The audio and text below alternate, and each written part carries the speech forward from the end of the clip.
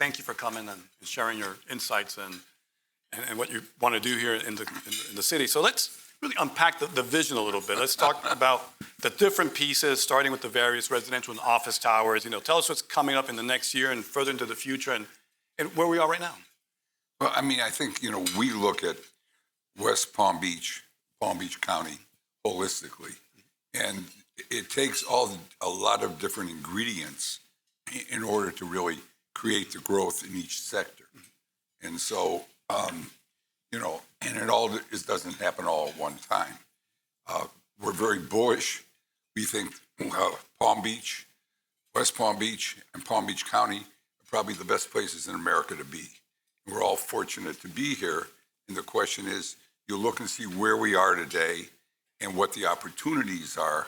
And so, today, we're building and really believe this will become one of the most important business centers in the country. And Florida will become that as well. And it's because Florida, and we're living here in Florida where the laws, it's such a great place to do business. It's going to attract businesses ultimately because it offers things that no other state does. I mean, we all know that the state constitution prohibits an income tax. And therefore, but Florida's never been a business state. So we recognize that South Florida is totally different than the rest of Florida. And if you look and you see the growth, and we saw this from the pandemic, that while Miami is what everybody, that isn't familiar with South Florida talks about, Miami can't really grow in terms of attracting large businesses. It's probably the most exciting city in the country. It has a different culture than the rest of the country, which makes it that exciting. But it has no room because of its congestion to grow, to build schools, and to attract large companies. Palm Beach, Broward County is small, and Palm Beach County is the largest county in the east of the Mississippi. It's the fourth largest county in the country, and it's the wealthiest county in this country. So when you look at that and you say, it should be a great place to grow businesses. So, we looked at it and kind of looked at it and said, why aren't businesses coming here? Because you see them going to places like Austin, Nashville, Charlotte, but we haven't really attracted businesses. So we looked at it, why isn't it that happening? And it was really because, we first looked at education, and it really needed, all the private schools are today at the highest occupancies, full capacity, and we need a great school, because if you're going to attract businesses, the people looking at it worry about where their kids are going to get into schools. Mm-hmm. So it needed a great K through 12. Then it needed a great hospital, because we all know that if we get sick, probably the first place we want to go is the airport, to go, to a really great hospital. So we had to look and find and brought a hospital here.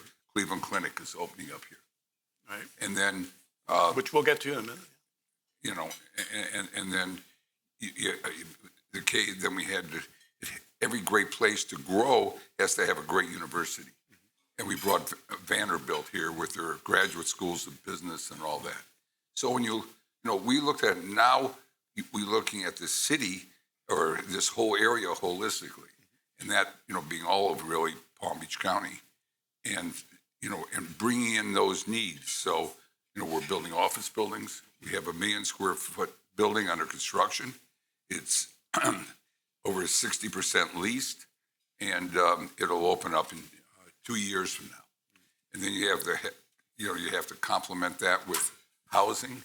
We have a number of housing projects, condos along the water.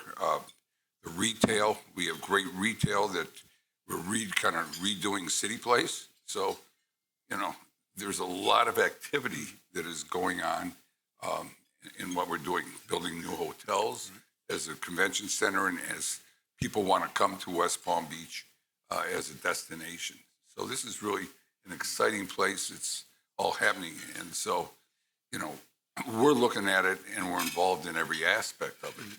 But with that, you also have to deal with the issues of, you know, why it didn't grow and what it needs to grow and how the existing community really feels they want that growth. So you have to deal with the issues of traffic, certainly, and other amenities.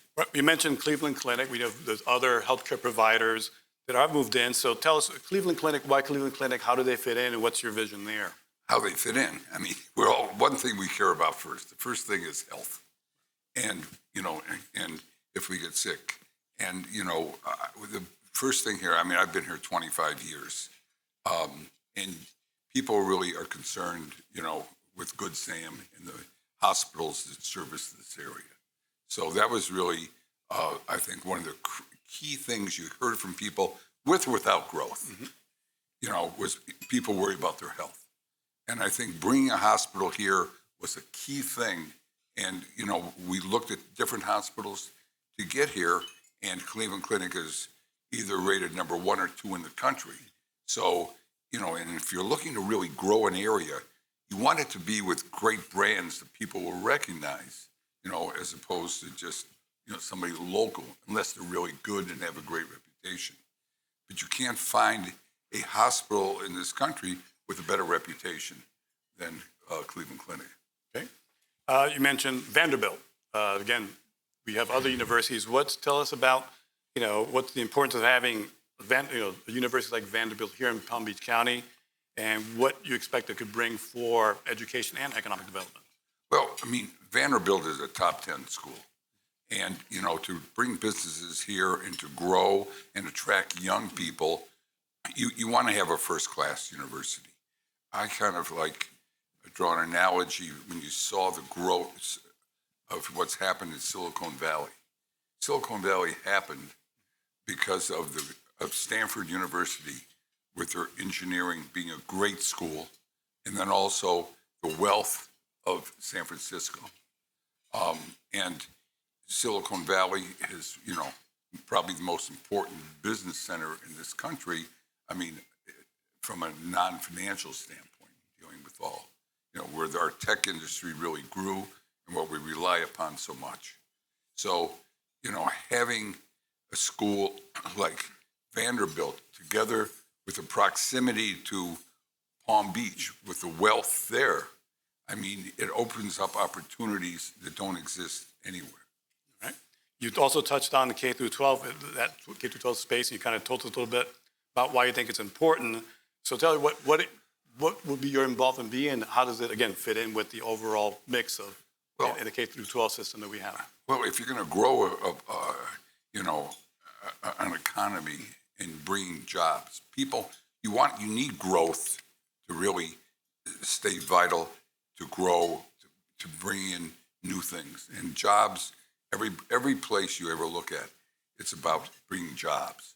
Okay, now that's something that Florida hasn't really done a huge thing with, because it's been mostly second homes, you know, and retirement here. But you know, in bringing jobs, it really needs, you know, to provide for the schools, and that's what people are looking at, where their children are going to be going to school. Can they get into the Ivy Leagues to attract businesses to grow here? So that was really the key ingredient, probably the most important in terms of growth, is having great education here. Because every one of us want to see our children really prosper, go to great schools, and have great opportunities. So it's really opening up opportunities, and it really, you know, will spread and really bring together the whole community. Right. So we just reported on Jupiter Christian just announced a major expansion up in the northern part of the county. You know, it tells us the demand for schools, homes and offices stretches across the whole of Palm Beach County. You talked about a holistic approach to the county already.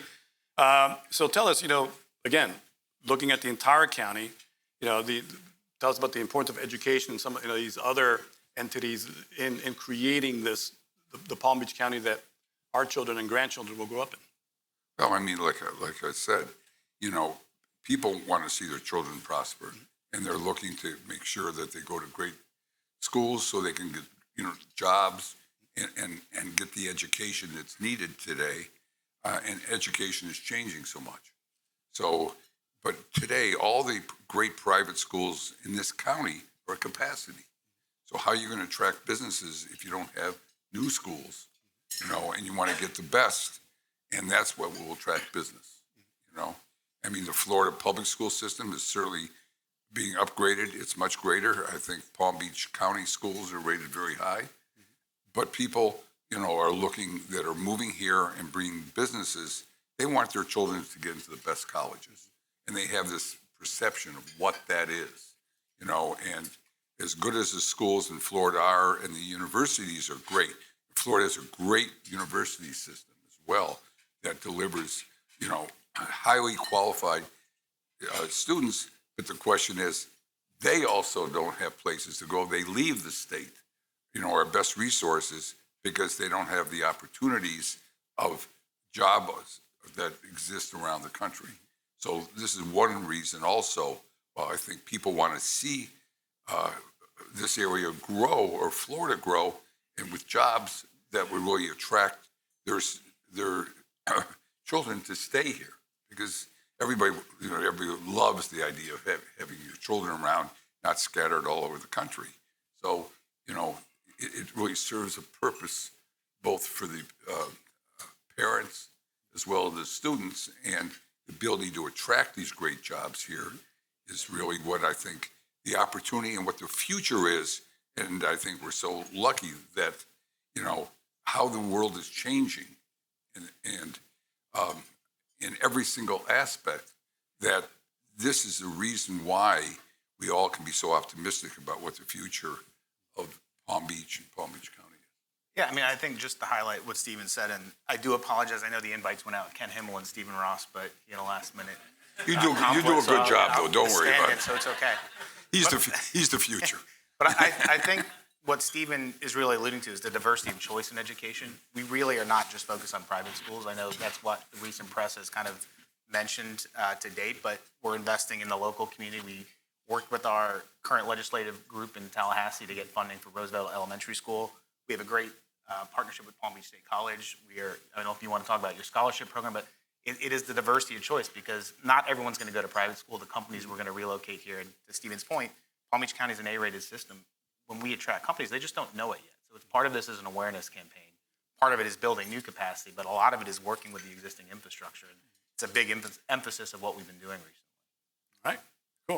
All right, so Cleveland Clinic and Vanderbilt are going to require hundreds of millions of dollars in financing. And so this comes as other entities across the county are also out there looking, to fundraise for their own projects. So talk about, what you do to sort of establish partnerships outside of the corporate world, and, and what goals you are addressing when you seek out a Cleveland Clinic or a Vanderbilt, and who you want to partner with you in those projects. The only way you're going to attract those type of institutions is having a great community that's very supportive.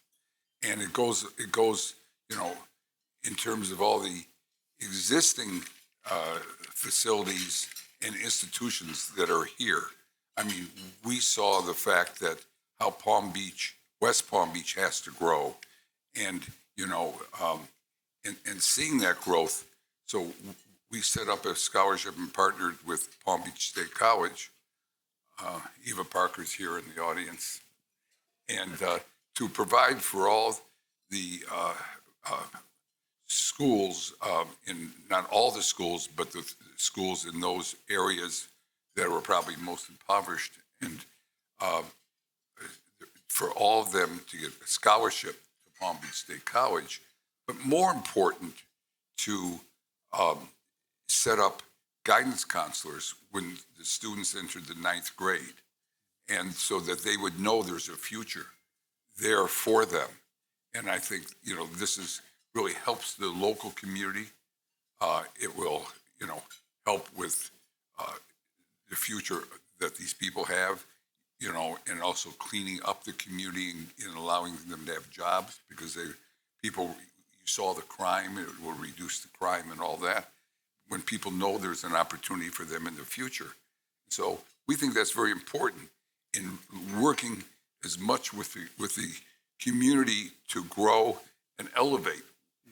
And that's what I see happening in this whole community. This community is being elevated to a level that I think would be probably the highest standards in the United States. I mean, all of West Palm Beach will kind of be like a model community for this country in terms of the growth and what's happening here, and the political leadership that's here is so good in allowing that growth and seeing the opportunities and creating opportunities for everybody. And that's really what's so important. Yeah, I mean, I think what's important to highlight there is, Stephen's worked in many cities around the country. I've worked in many cities around the country. I've been a resident here for 8 years now. Mm-hmm. But, the perception is this is Stephen Ross, this is related Ross's vision. But without the stability of leadership at the community, city, county level, this wouldn't be possible. You have now a mayor who's been in public service for almost 15 years, a commission that's been together for many years together at the city level, a new county administrator who's saying the right things. We'll see what the actions are. But many parts of the country, you don't have that stability and predictability. And it's not as if we're handpicking these brands or these companies or hospitals or universities to come here. It's community input. It's buy-in at the highest levels. And I think it's very unique here because you don't see that in a lot of cities around the country. And I think that's why you get a lot of the inflow from, unfortunately, the Northeast, Midwest, California, the political economic headwinds that these folks face in those municipalities. It's not worth the time and effort. The stability and predictability of what you're going to do. You may not agree all the time, but at least you know what the response or how they're going to answer you are. And it's very unique here than you find anywhere in the country today. All right. You mentioned transportation, moving from people from A to B.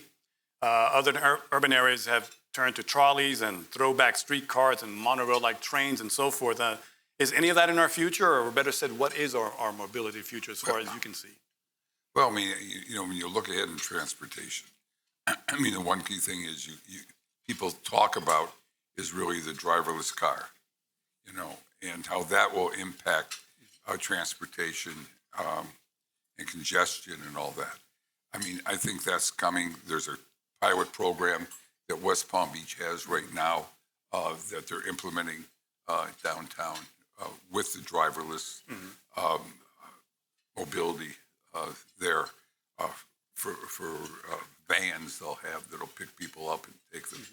I mean, just to watch these little cars with no drivers is really kind of, you wonder, what's going on, and they really are working. And so, I mean, people, the leadership here thought about that, is looking at that. I think that's something you'll see throughout the whole county. I mean, now that I think a lot of things will really grow in that area with the new county manager that really, I think, is looking at these things to make this place really unique and exceptional. And so transportation is something that, it's like when you go somewhere and you wanted, people talk about too much noise in a restaurant. Mm-hmm. If you own a restaurant, if there's not noise, you got a problem, and it's like people growing, if there's not congestion, there's no growth. But I mean, you want to try and be a step ahead of it and looking to see what's happening. So we are working very closely with the Department of Transportation, with the city, the county, in terms of eliminating as best we can with the congestion, which really has been done and looked at for years down here. I mean, we got involved and we got the bridge schedule with the openings made so that they didn't open during the rush hours, and that to eliminate, some of the traffic. I mean, we have to really deal with the traffic coming off of Okeechobee because everything comes off 95, with the growth. So we're working with the state for flyovers and to take when you get off of 95 as you come into West Palm Beach and the office buildings that are being built at City Place. I mean, in every area, we're kind of working with the administration, the city and the county to really deal with these issues up front, anticipating what the future might be. And, you can't really have all this growth without planning for it. And kind of like this saying, I just want to build office buildings, people are going to come. It's a lot more to that. And I think people here, because growth scares a lot of people. But if you can plan it and understand how do you take advantage of it, I mean, it's a great thing because the amount of that growth is going to bring some great restaurants, more retailers, more activity, more life.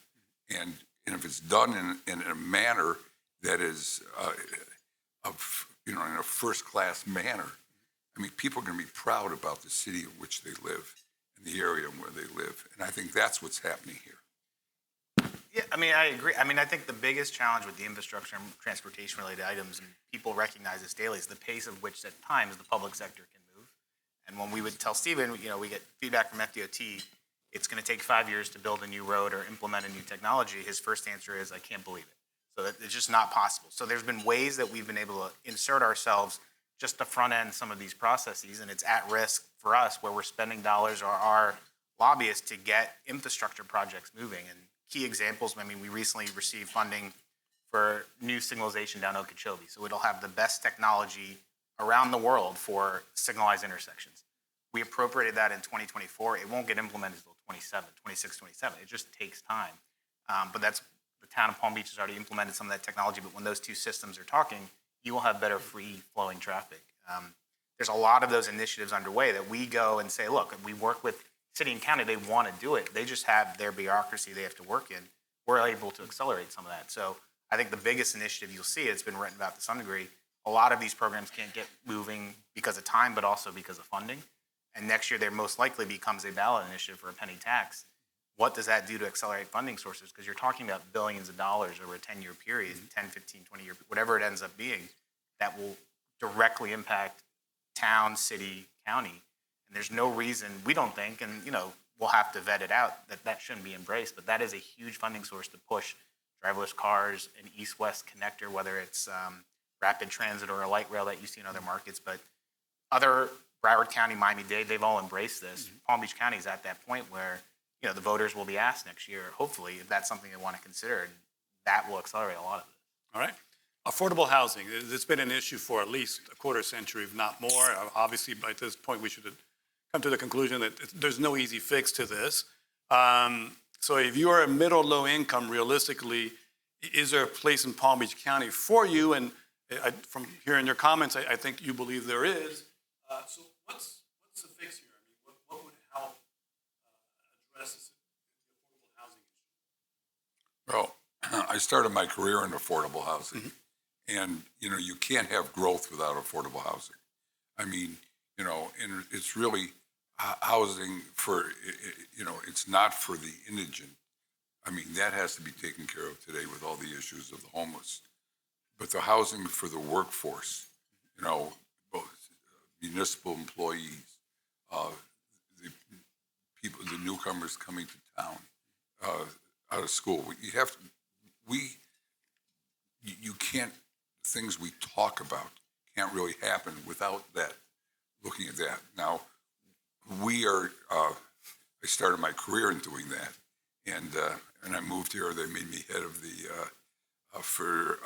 Council of 100. I'm the head of the Affordable Housing Task Force.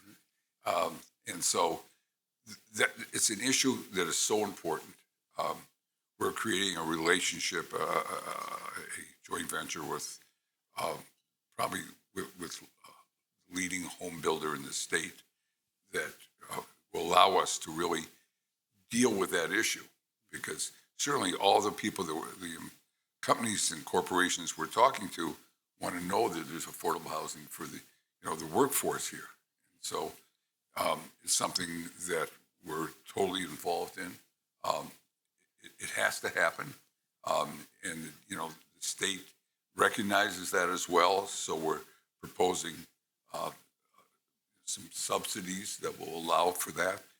The county had raised a $200 million bond issue to help provide and supplement the existing conditions, but I don't think any of that money has been spent. But I think people will start looking to how do they take advantage of these things. It's something that has to be dealt with because of the higher construction costs as they increase to together with land costs. So it takes a little bit more help from the government. But I think they recognize that. And I know it's high in every local government's, what they want to see get achieved. So it will happen. We are dealing with it. In other words, we are involved in every aspect. When you talk about growth, it's just not about building office buildings and worrying about everything else. The community has to work together, and that's what's important. And that's what's happening. I mean, that's what's so beautiful about this, county and working with the city here. They were very accommodative, so it's terrific. Right. So, except Palm Beach. all right. So, City Place, you mentioned it earlier. My colleague Alex Clow, who's here, did a story about, the home furnishing stores coming there. So tell us, give us an update and what's next. Yeah, I mean, I think what's exciting is, I think Stephen will joke at times, but I think he's serious. I mean, City Place was probably 20 or 25 years too early, right? This was a very seasonal market. And when that project opened in 2000, it had the who's who of retailers. It was best in class, but during those summer months, it struggled. So there's no question there's been an evolution there. And I think what we're excited about is what the next evolution tends to be. Home furnishings, we have Paragold, West Elm really recently opened, all drafting off what Restoration Hardware did when we opened that in 2017. It shows there's a strong demand for that segment, and it's been long lasting since that brand opened. But on the food and beverage side, because that's what everyone wants to talk about, we have great restaurants that have opened recently, whether we've relocated them from New York with Harry's or Adrian's, Ella Curry House, local from the Gardens, moving and opening at the end of this year, Italy, which is going to be transformational to the Himmel Church in the middle of the project. It's people, and I think Stephen said this early on, what we are doing and what City Place helps us do is people are looking for a recruitment tool for their workforce. How do you get them to come back to work? How do you get them to move to a new area? And the common amenity in a residential building or office building used to be you had to have a gym or a conference room. Today, our amenity is the neighborhood, is the downtown. And as we continue to build out the amenity base, the retailing, the food and beverage, that is a huge recruitment tool, not just for us, but companies who need to hire people. And you'll start to continue to see that. We're bringing 2 or 3 new restaurants to Esperante and Phillips Point. There'll be new restaurants announced at City Place. But that vibrancy is what makes people want to live in and around the downtown. And I think if you talk to people who were here pre-pandemic, post-pandemic, just the number of bodies on the street is, you couldn't fathom it 5, 10, 15, 20 years ago. And I think that is what is exciting for a City Place, with some of the new density, with some of the new uses, it has become this kind of downtown jewel for the city that attracts companies, attracts residents. And I think it's only going to get better. But what it didn't have was year-round density. And that population base just wasn't here because the jobs weren't here. Stephen said those people left to go home during the summer or somewhere else. That's not what the reality is today. And I think that's what has differentiated City Place today. You see not just what we're doing. Every great city has great neighborhoods. Nora opening, South Dixie Highway, the Warehouse District. You have to have all these great neighborhoods. We see ours as the economic center of the city, but they all work together. And I think that's what's exciting, probably for the next 5, 10, 15 years. Right, I got the signal that's all the time we have. So again, I want to thank you guys for coming, Mr. Ross, Jordan. Thank you for coming. We appreciate your time.